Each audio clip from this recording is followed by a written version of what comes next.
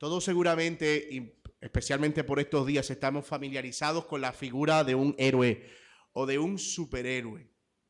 Pero para pocos de nosotros, la figura de un antihéroe sería familiar. Cuando un antihéroe no es precisamente un enemigo del héroe. Un antihéroe es alguien que es un héroe, pero no tiene el prototipo de un héroe. De hecho, tengo una definición extraída de Wikipedia sobre un antihéroe. Dice: personaje de una obra de ficción que desempeña el mismo papel e importancia y protagonismo que el héroe tradicional, pero que carece de sus características de perfección por tener las virtudes y defectos de una persona normal. Así que si nosotros tenemos que pensar en un antihéroe en la Biblia a la luz de el héroe, si pensamos así, de Cristo, Sansón es el antihéroe por excelencia.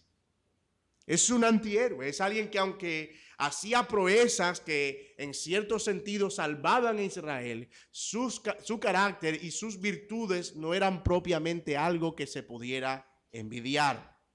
Lo que nosotros hemos visto hasta ahora de la vida de este último juez de Israel es una verdadera novela. Un hombre llamado y escogido de manera sobrenatural, pero que vivió de forma licenciosa y pecaminosa, siendo un lujurioso y pecador, necio e insensato. Sin embargo, misteriosamente usado por Dios. En esta última etapa de la vida de Sansón, recuerden que dividimos la vida de Sansón en 3 etapas para poder estudiarla: la etapa de su nacimiento, la etapa de su decadencia, y ahora vamos a estudiar esta última etapa de la vida de Sansón, que es la que tiene que ver ya con su última proeza y su muerte. No es más alentadora que las otras dos. Esta etapa no es más alentadora que las otras dos. Después de 20 años de haber derrotado a los filisteos en una guerra sangrienta y de haber gobernado como juez de Israel, Sansón aparece de nuevo en escena en lo que sería probablemente su última presentación en esta película. Es triste ver cómo no mucho ha cambiado cuando nosotros nos acercamos para ver a este Sansón.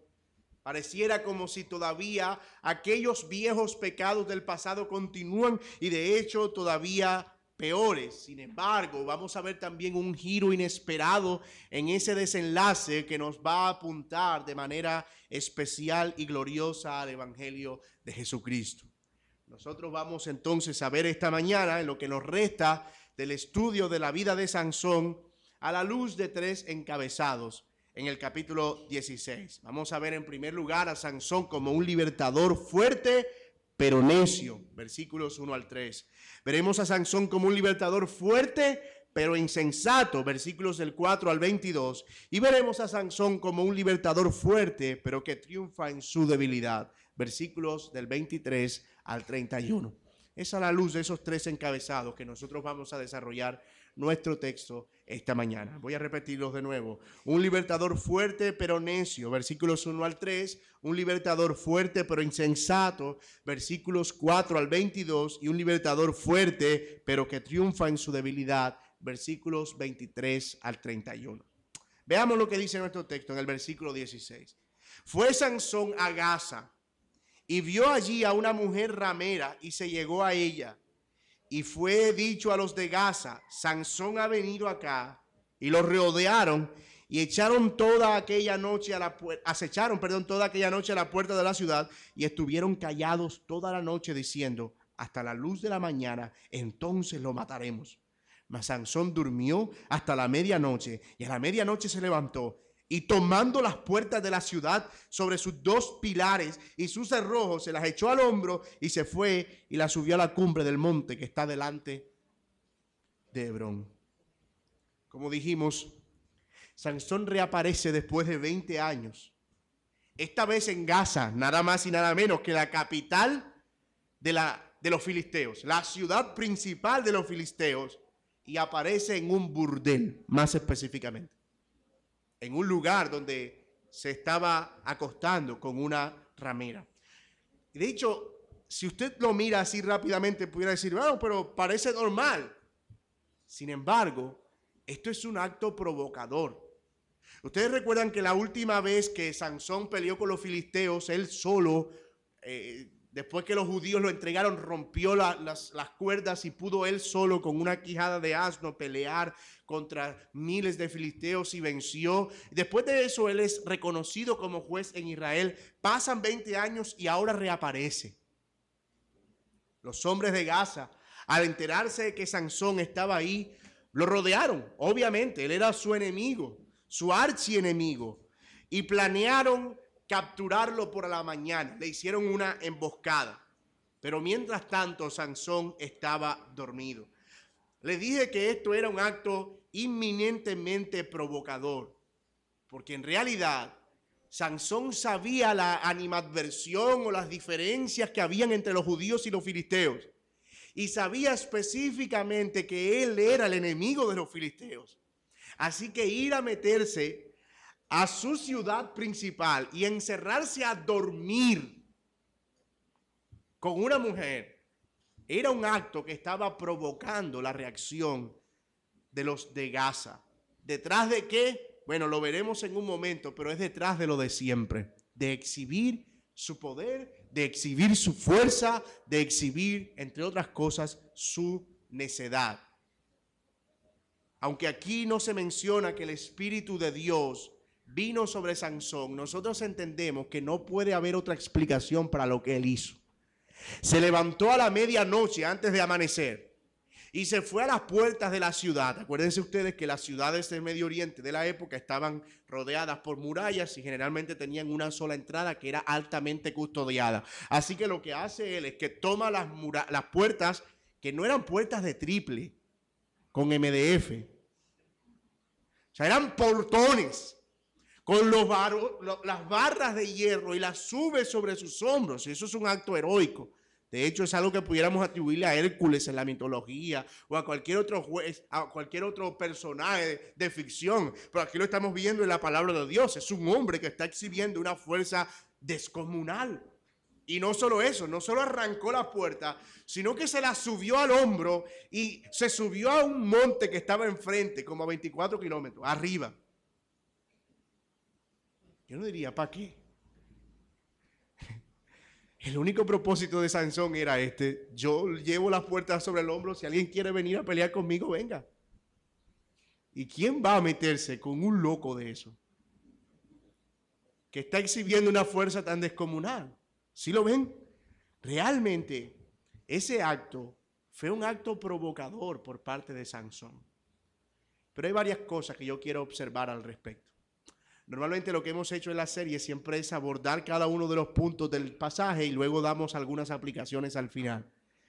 Pero en estos últimos asociados con la vida de Sansón, yo he querido ir aplicando cada uno de los puntos en la medida en que vamos avanzando para no perdernos en la historia e ir avanzando en la narrativa. Así que vamos a ver algunos puntos de aplicación de este primer encabezado.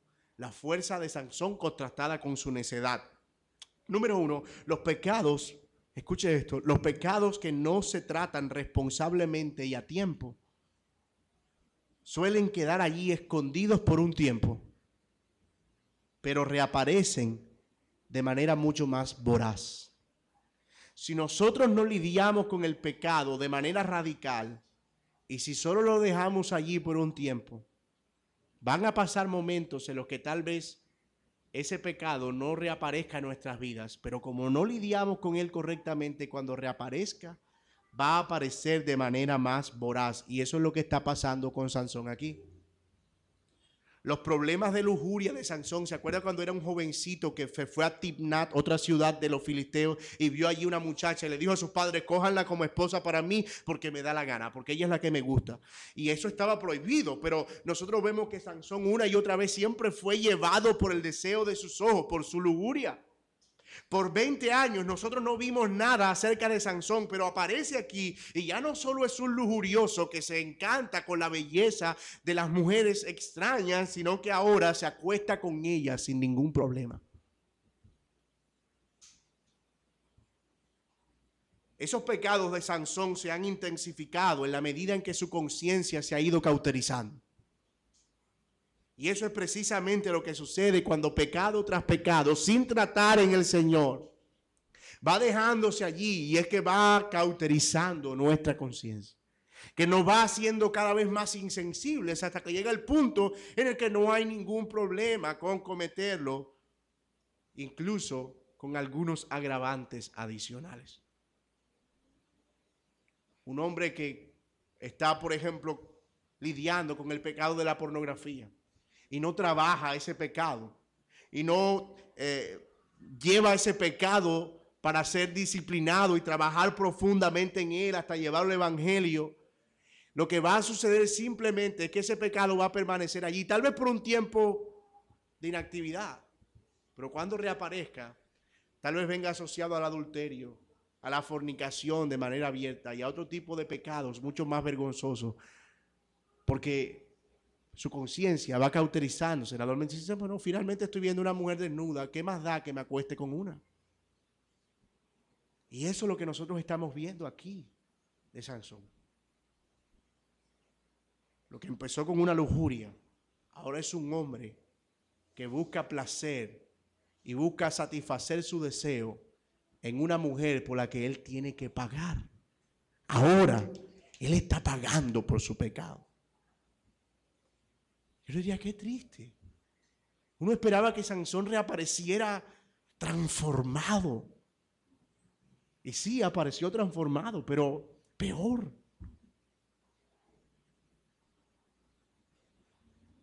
No solo se acuesta con una mujer filistea, es una ramera. Y la pregunta es, ¿no había mujer en Israel? ¿No podía él tomar una esposa para sí? Oh, pero pecado es pecado al fin, hermano. Eso es lo que explica el hecho de que un hombre teniendo a su esposa en casa tenga que ir fuera. Pecado es pecado al fin. Y dice, pero oye, no tienes tu esposa. Eso es lo que está pasando con Sansón, en medio de su conciencia cauterizada. El segundo aspecto que quiero observar de este primer encabezado es que la necedad de Sansón es evidente en la soberbia con la que él se mete a provocar a los de Filistea. Sansón es el típico bravucón, una persona que tiene un muy elevado concepto de sí mismo, más del que debe tener, y menosprecia el mal que puede recibir de sus enemigos, ya sea porque lo subestima o porque él se sobreestima a sí mismo. Sansón está subestimando a los de Gaza. Está subestimando a sus enemigos. Y es lo que pasa con los que ven el pecado como algo que pueden manejar. Algo como con lo que pueden coquetear sin ningún problema. Algo que está bajo control. Al fin y al cabo yo soy fuerte, sé cómo manejarlo. Otras veces he salido victorioso. Pero el proverbista Salomón advierte al respecto de eso y dice, ¿abrazará el hombre fuego en su pecho? O abrazará el hombre fuego sin que sus pechos se quemen, o caminará entre brasas sin que sus pies ardan. En otras palabras, ¿qué tan cerca puedes estar del pecado creyendo que tienes control? ¿Acaso no estás subestimando tu propia debilidad, creyendo que eres más fuerte de lo que eres? Y estás también subestimando el poder y la influencia que el pecado puede tener en nosotros. Sobre todo porque tenemos una naturaleza que todavía responde a las tentaciones. Nosotros no estamos en el cielo todavía, ¿verdad? Si yo sé que algo es un pecado para mí, yo quiero mantenerme lo más lejos posible de eso. ¿Por qué quiero estar cerca? No, es que quiero probar qué tanto he evolucionado en madurez. Si estoy buscando tentaciones a diestra y siniestra para ver cómo estoy en cuanto a evadir tentaciones. No, hermano mío. Eso se llama coquetear con el pecado. Y coquetear con el pecado es subestimar lo que él puede hacer en nuestras vidas y sobreestimar nuestras propias fuerzas y el control que nosotros podemos tener. Nada tan nefasto como eso. La tercera cosa que observamos de este primer encabezado es que Sansón, una vez más, está usando los dones que Dios le dio para servirse a sí mismo. Está usando los dones de Dios para servirse a sí mismo, para mostrarse como alguien fuerte, por su propia cuenta, como si su fuerza y su poder vinieran de él. de su propio interior. No, sus fuerzas vienen del Señor. Y de paso, hermano, nada de lo que nosotros hacemos para el Señor debe llamar más la atención sobre nosotros que sobre Dios. Nada de lo que nosotros hagamos para el Señor debe llamar más la atención sobre nosotros que sobre Dios, porque si eso pasa, nosotros solo estamos usando a Dios para rendirnos culto a nosotros mismos. Solo Dios es un instrumento allí al que yo le sirvo para que los otros me vean. Y eso es lo que Sansón está haciendo, usando los dones de Dios para su propio servicio. Los dones, el servicio, nuestras habilidades, nuestras virtudes, nuestras capacidades, nuestras fortalezas, las cosas con las que el Señor nos ha equipado, que nos hacen distinto al hermano que está al lado de nosotros. Nada de eso se trata de nosotros, todo se trata del Señor. Todo. Y es para el Señor. Pero allí no acaba la historia. Allí no termina todo. Sansón sigue sin aprender la lección. Y esta vez nos lleva a una escena todavía mucho más marcada de su necedad y su insensatez. Y también vamos nosotros a nuestro segundo encabezado. Un libertador fuerte, pero insensato. Un libertador fuerte, pero insensato. Versículo 4. Otra vez, después de esto, aconteció que Sansón, que se enamoró de una mujer en el valle de Sorek, la cual se llamaba como Dalila, hasta que se encontró con la que era. Y este es tal vez el fragmento de la historia que nosotros más conocemos de la vida de Sansón, ¿verdad? Es más, casi yo desde pequeño no conocía la Biblia y yo pensé que Dalila era el segundo nombre de Sansón. Sansón y Dalila. Y Dalila era el apellido. Sí, porque uno cuando piensa en la historia de Sansón, uno siempre tiene en la mente el terrible suceso con Dalila. Y uno lo ve en los muñequitos y en las películas de Semana Santa y todo eso. Y uno como que ya se familiariza con eso. Pero yo no quiero que por la familiarización nosotros perdamos de vista algunas cosas que podemos observar aquí y que son muy, muy relevantes. Noten, y voy a ir bien rápido porque aunque el fragmento es largo, del versículo 4 al 22, es una historia más o menos que se repite. Dice en el 5, y vinieron a ella los príncipes de los filisteos y le dijeron, engáñale e infórmate en qué consiste su gran fuerza y cómo lo podríamos vencer, para que lo atemos y lo dominemos, y cada uno de nosotros te dará 1100 ciclos de plata. Un ciclo de plata era más o menos el equivalente al peso de una moneda. Jesús fue vendido, o José fue vendido por 30 ciclos, 30 monedas. Nosotros, cuando pensamos aquí en ciclos, piensa en monedas. Estamos hablando de 1000 monedas de plata por 5 gobernantes. ¿Cuánto es?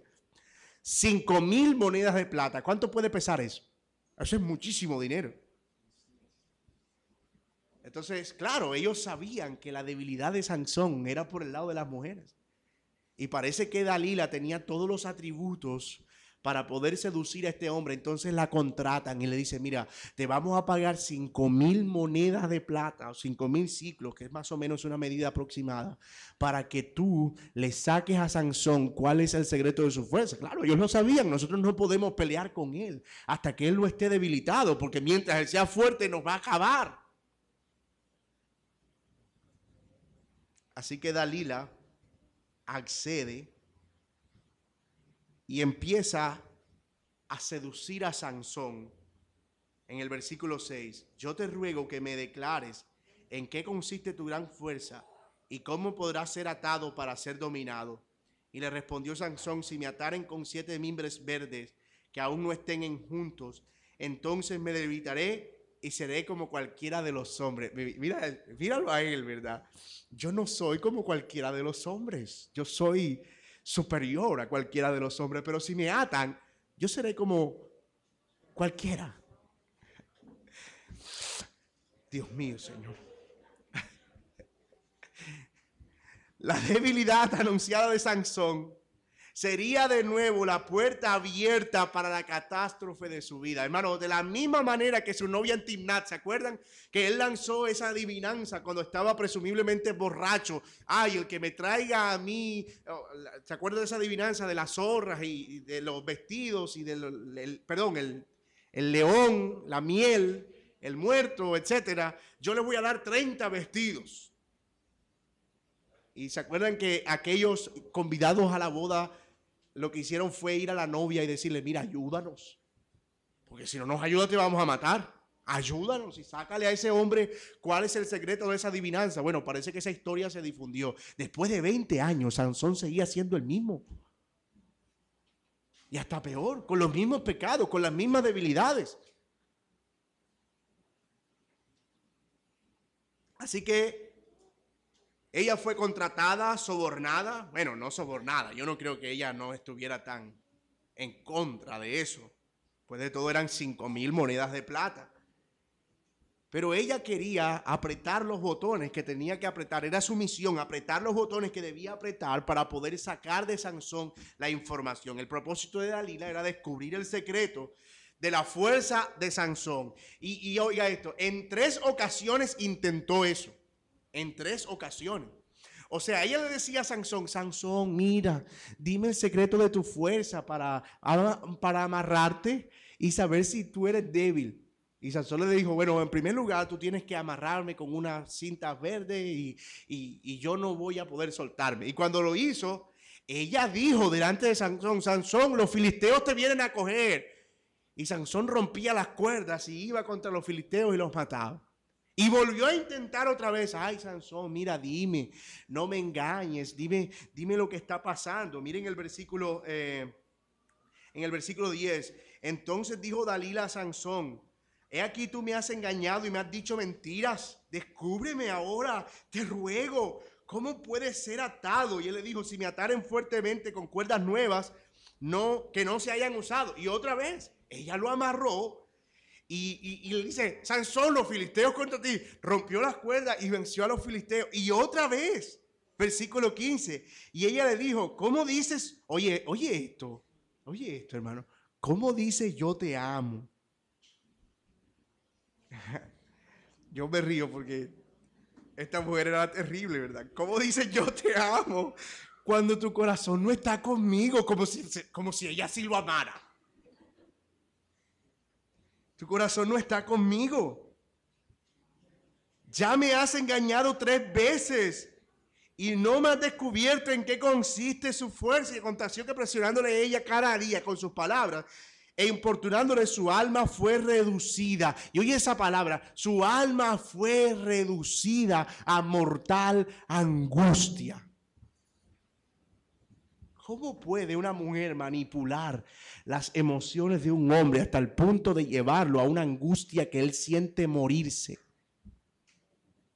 Yo veo aquí, hermanos, a Génesis 3, claro y conciso. He aquí tú desearás controlar a tu marido y él se enseñoreará de ti. Era el poder de la serpiente a través de Dalila, reduciendo a este hombre a mortal angustia.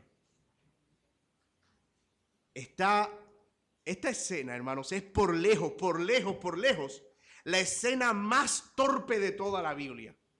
Mi hijo Santiago de 7 años habría sospechado que Dalila quiere que maten a Sansón, pero él no puede darse cuenta.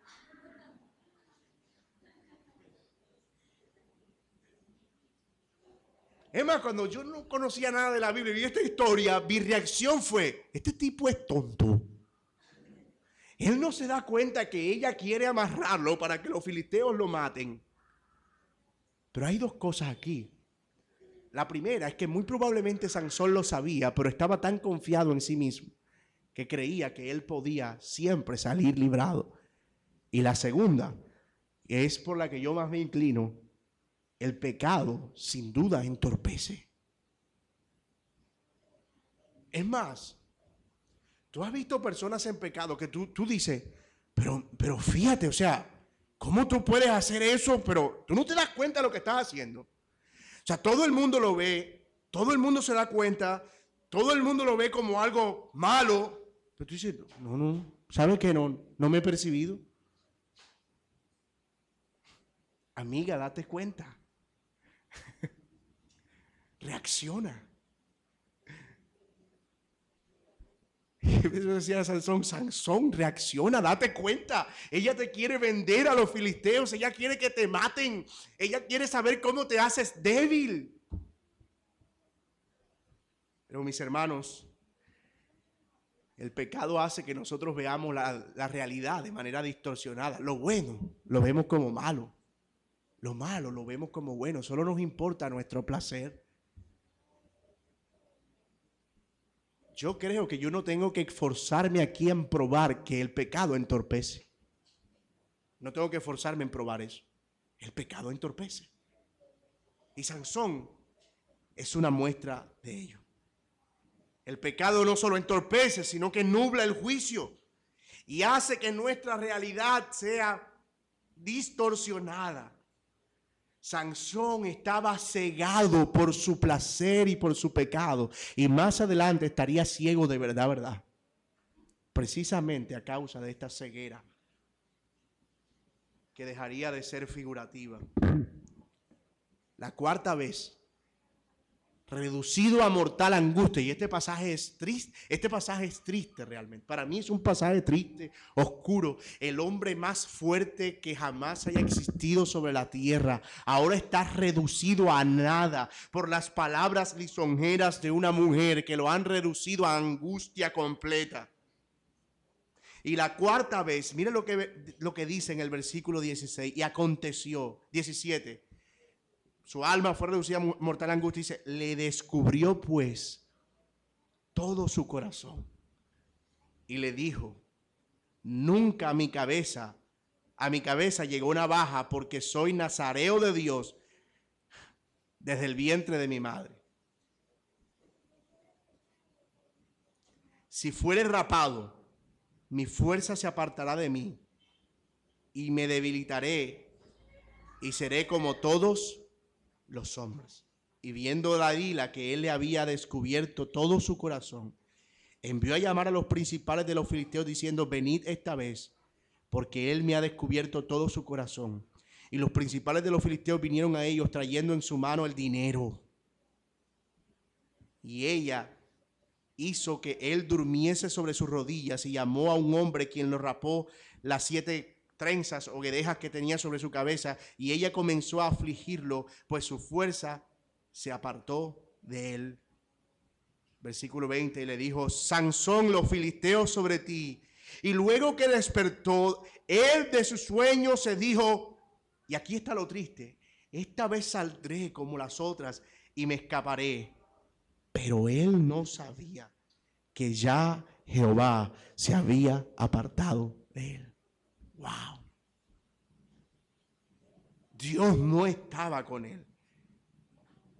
Efectivamente, él se queda dormido en las piernas de Dalila. Su cabeza es rapada. Pierde sus fuerzas. Intenta salvarse nuevamente, pero ya Dios lo había dejado.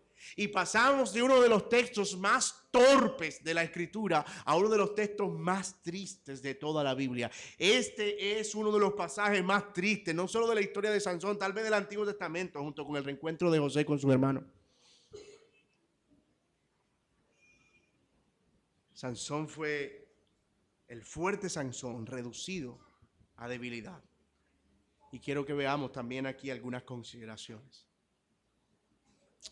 al respecto de este punto. La primera, hermanos solteros que están aquí y jóvenes, no toda relación basada en el sentimentalismo es amor verdadero. Jóvenes que están aquí y solteros y solteras, ustedes deben ser maduros en cuanto a la manera en que llevan sus relaciones interpersonales y especialmente si se tratan relaciones de noviazgo. El amor, según el mundo, es emocional, es dañino, es interesado, es perverso, es superficial. No es amor verdadero. Y eso es lo que había entre Sansón y Dalila. Había romanticismo, había emocionalismo, había sentimentalismo, pero no había un amor verdadero. Era una relación ilegal que no podía estar amparada por el amor verdadero de Dios, el cual dice 1 Corintios 13, no hace nada indebido. Debemos tener mucho cuidado, porque sí que nos cegamos. Juan Sansón, torpes, frente a lo que aparece como el espejismo de la bondad y del amor perfecto. Y gran parte de los matrimonios que tú puedes ver hoy en fracaso, después de una entrevista te van a decir, es que él no era así. Me amaba y daba su vida por mí. Y en realidad era tan romántico y todo era tan perfecto. ¿En qué momento eso cambió? No, nunca cambió, siempre ha sido lo mismo. Solo que al principio estaba disfrazado de ese romanticismo y emocionalismo dañino. Todo amor que no procede de Dios es un amor carnal que va a tender siempre al pecado. 2. Sansón estaba convencido que el secreto de su fuerza estaba en el voto de Nazareo. Mira lo que él le dice, si me rapan la cabeza, yo soy nazareo. Acuérdense cuáles eran las 3 cosas que debía observar un nazareo, ¿verdad? Nunca raparse la cabeza, nunca embriagarse con vino ni sidra y nunca tener contacto con un cuerpo muerto. Pero es increíble que Sansón a estas alturas de la vida, que ya había quebrantado el voto en 2 ocasiones, porque estamos seguros que había tenido mínimo contacto con un cuerpo muerto al tocar a un león y también posiblemente, como lo presumimos, se había emborrachado en su boda. O sea, ¿cómo viene él a decir que él es nazareo cuando él mismo es consciente de que había quebrantado el voto de nazareato? Pero no es tan increíble, mi hermano querido. No es tan increíble como parece. ¿Por qué?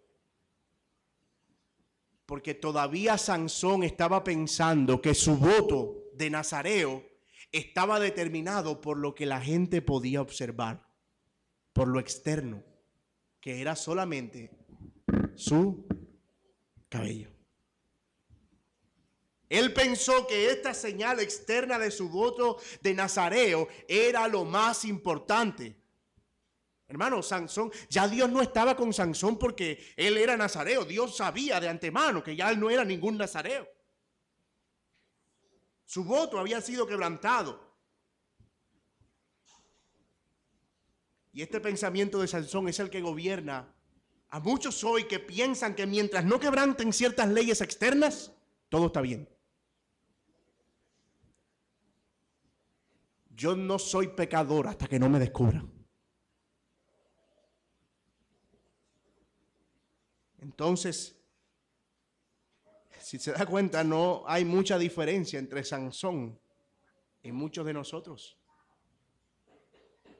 Finalmente todavía me veo como un creyente.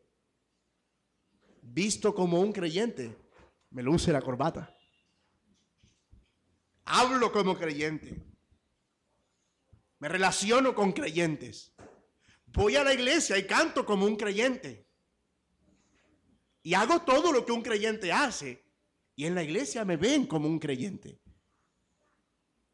Sansón solo estaba basando su voto ante Dios en las cosas observables y externas. Mi hermano, qué peligro. Qué peligro, porque eso nos lleva a un desbalance y a creer que nuestra relación con Dios solo está dada por lo observable y no por un corazón que se deleita en Él, que se entrega a Él, que lo adora a Él, que se arrepiente continuamente de sus pecados. Sansón nunca pensó que Dios lo iba a dejar. Nunca. Pecaba y Dios lo usaba. Pecaba y Dios lo usaba. Pecaba y Dios lo usaba. Y él nunca se imaginó que Dios lo iba a dejar. Y finalmente parece que Dios es un papá bastante bonachón. Puedo pecar todo lo que quiera y él como que todavía sigue bendiciéndome y ayudándome. Entonces voy a seguir pecando y pecando y pecando para que él me siga ayudando y ayudando. Qué pensamiento tan malévolo.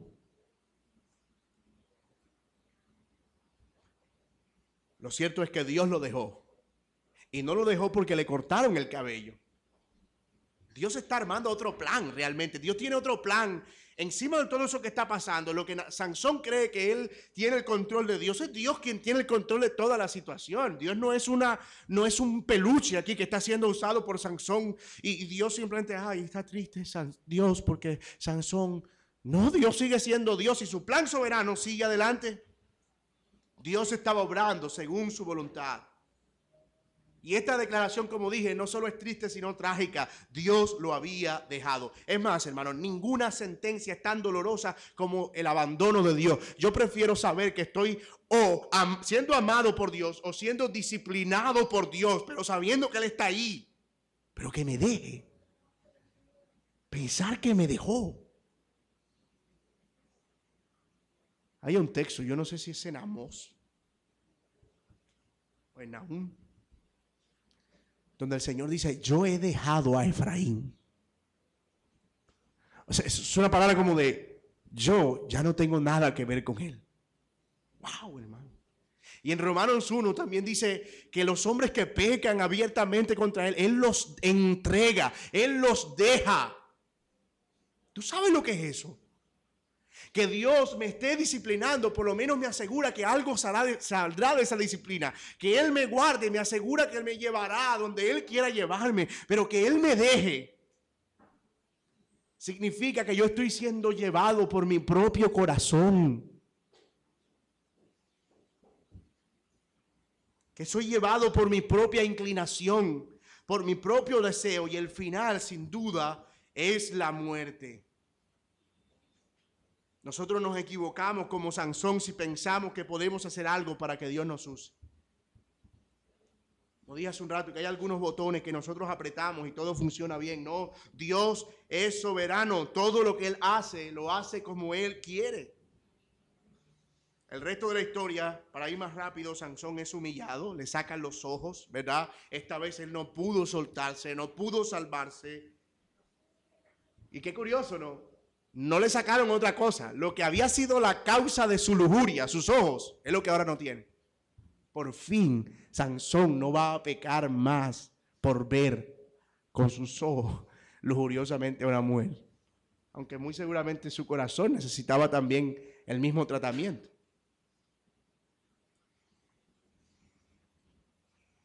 Eso es un recordatorio de su vergüenza. Y es puesto también a moler en una piedra. Dalila no está por ahí, está disfrutando sus 5,000 monedas de plata, lejos de Sansón. Un trabajo, era como una piedra de molino que se usaba con una cuerda en una roca cóncava y lo que hacían era usarse para moler el trigo y algunas otras higos y otras cosas que eran propias de la dieta. Y era un trabajo que hacían los burros y que hacían algunas mujeres esclavas. Pero esa humillación de Sansón vendría a desembocar en algo mucho más glorioso, y esto nos lleva a nuestro tercer y último encabezado. Un libertador fuerte, pero que triunfa por su debilidad. Noten el versículo 23 conmigo. Bueno, el 22 para que veamos. Los filisteos le echaron mano, 21, le sacaron los ojos, lo llevaron a Gaza y le ataron con cadenas para que moliese en la cárcel. Y el cabello de su cabeza comenzó a crecer después que fue rapado. Yo no diría, ¿por qué ese detalle, verdad? Si Dios es finalmente quien lo estaba usando para sus planes, ¿por qué ese detalle de que su cabello comenzó a crecer? Y era como una muestra que, de nuevo, parece que va a suceder algo. El autor nos deja como en una expectativa, ¿verdad? Su pelo empieza a crecer y uno empieza como, wow, algo va a pasar aquí. Uno empieza a emocionarse. Sansón es exhibido como un trofeo. Mira lo que dice el 23.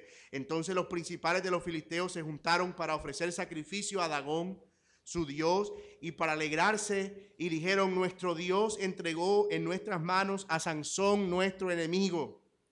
Y viéndolo el pueblo, alabaron a su Dios diciendo, nuestro Dios entregó en nuestras manos a nuestro enemigo y el destruidor de nuestra tierra, el cual había dado muerte a muchos de nosotros. Lo cierto es que quien había entregado a Dios, a Sansón, en manos de los filisteos, no había sido Dagón, había sido Dios. Pero ya nosotros vamos encontrando cuál es el propósito de todo esto y cuál es el hilo conductor de la historia. Este pasaje nos deja ver claramente que no se trataba de la venganza de Sansón ni de los filisteos triunfando sobre Sansón, no. Esto se trata de Dios, el Dios verdadero contra los dioses falsos de Filistea. O sea, hemos llegado al endgame, a la batalla final. El Dios verdadero contra el Dios falso de los filisteos. Y todo esto tuvo que pasar tal como pasó exactamente para que ahora estos dioses falsos estuvieran cara a cara contra el Dios verdadero. Dios lleva toda esta historia a su terreno. Y esto que nosotros vamos a ver aquí, hermanos, es todo Dios soberano obrando.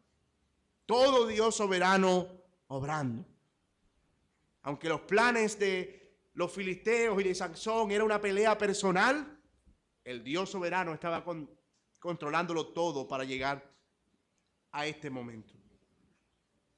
Imagínense la escena. Todos los hombres importantes de Filistea, 3,000, reunidos en el templo de Dagón, en el día de la fiesta, están celebrando, están borrachos, están riéndose todos de Sansón. Él es un payaso, es el títere, el bufón de ellos. Y allí, en medio de toda esa vergüenza, sucede algo, como dije en principio, inesperado. La última proeza de Sansón. La última obra que él haría en su vida. En ese momento, precisamente. Sansón, el humillado juez de Israel, está a punto de ser exaltado por el soberano y fuerte Dios del universo. Noten que en medio de todo eso, versículo 25, aconteció que cuando sintieron alegría en su corazón, o cuando estaban borrachos, dijeron, llamad a Sansón para que nos divierta. Y llamaron a Sansón de la cárcel, y él le sirvió de juguete delante de ellos, y le pusieron entre las columnas. Entonces Sansón dijo al joven que le guiaba de la mano, porque no tenía ojo, acércame y hazme palpar las columnas sobre las que descansa la casa para que me apoye en ellas. Y la casa estaba llena de hombres y mujeres. Todos los principales de las ciudades de los filisteos estaban allí. En el piso alto había como 3,000 hombres y mujeres y estaban mirando el escarnio de Sansón. 28. Entonces Sansón clamó a Jehová. Esta es la segunda vez que nosotros vemos esto en la historia de Sansón. La primera, ¿se acuerdan? Fue cuando él tuvo sed y estuvo a punto de morir de sed y fue un clamor arrogante. Pero este clamor de Sansón es un clamor diferente. Sansón dice, Señor Jehová, acuérdate ahora de mí, fortaléceme, te ruego solamente una vez, oh Dios, para que de una vez tome venganza de los filisteos por mis 2 ojos. Y usted dirá, pastor, pero él está pidiendo oraciones para vengarse él. Eso no es para el pueblo ni para la gloria de Dios.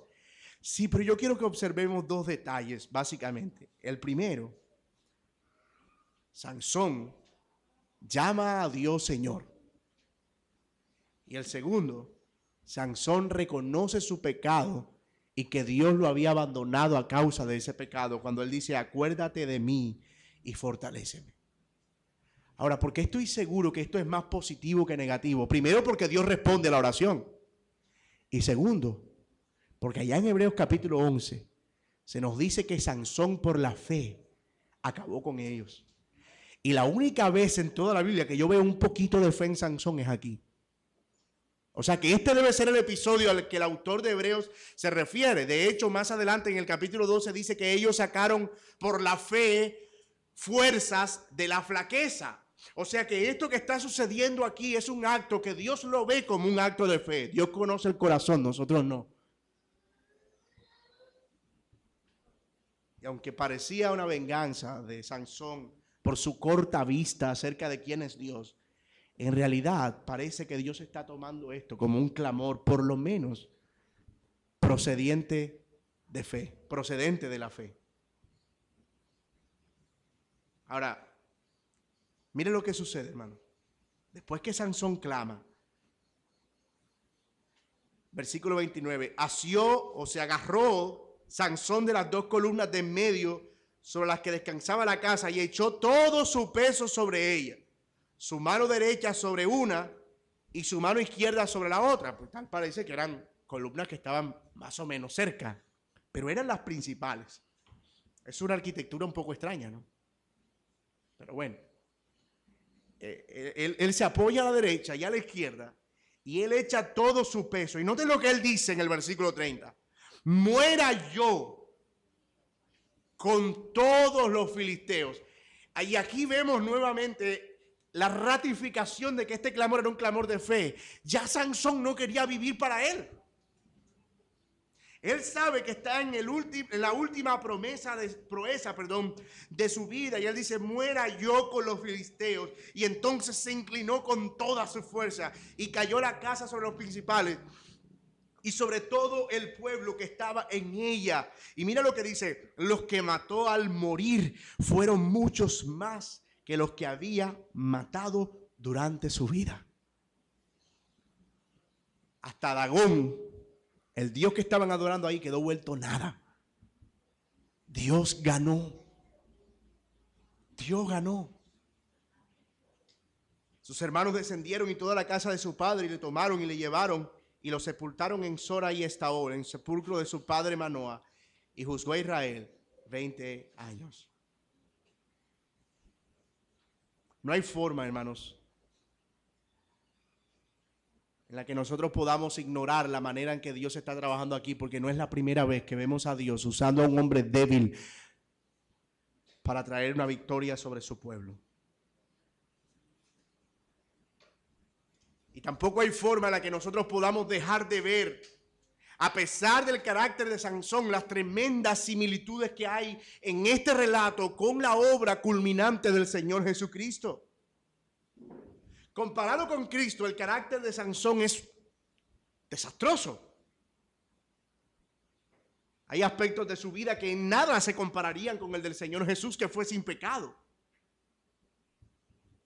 Especialmente en cuanto a la vida de piedad, pero no podemos negar la manera en que este texto nos apunta de manera gloriosa a la salvación que vendría por nuestro Salvador Jesucristo a todos los hombres. Míralo conmigo. Al igual que Sansón, Jesús fue humillado y escarnecido y desprovisto de toda belleza. Tuvo que enfrentar la burla de sus enemigos. No podía sostenerse por sí mismo y acudió a la ayuda y al clamor del Señor. Su debilidad se convirtió en su arma de guerra más poderosa. El momento de su muerte trajo liberación a su pueblo. Sus enemigos fueron vencidos por su muerte. Sin embargo, la liberación de Sansón no fue una liberación definitiva. La de Jesús por su pueblo fue definitiva. Sansón murió y fue sepultado, nuestro Salvador resucitó y sigue siendo nuestro intercesor y sigue siendo nuestro mediador. Todo el libro de los jueces es la historia de hombres que fallan al liberar al pueblo de Dios de los enemigos. Pero la historia de la Biblia es la historia del Hijo de Dios hecho hombre, liberando al pueblo de Dios no solo de los enemigos, sino de ellos mismos y de sus propios pecados y de la ira de Dios. Cristo, mis amados hermanos, es quien lleva cautiva la cautividad. Él clavó el acta de decretos que nos era contraria en la cruz del Calvario. Él es quien despojó a los principados y a las potestades, triunfando, escuche eso, triunfando sobre ellos. ¿Dónde? En la cruz del Calvario. El triunfo de la debilidad de Sansón es el grito que anuncia el triunfo de la debilidad del Salvador para la eternidad nuestra y para la gloria de su nombre. Él es el perfecto libertador. Él es el perfecto juez. Él es el perfecto salvador. Él es el perfecto Rey de gloria. Aleluya. Bendito sea el Señor Jesucristo. La Biblia no se trata de héroes y antihéroes.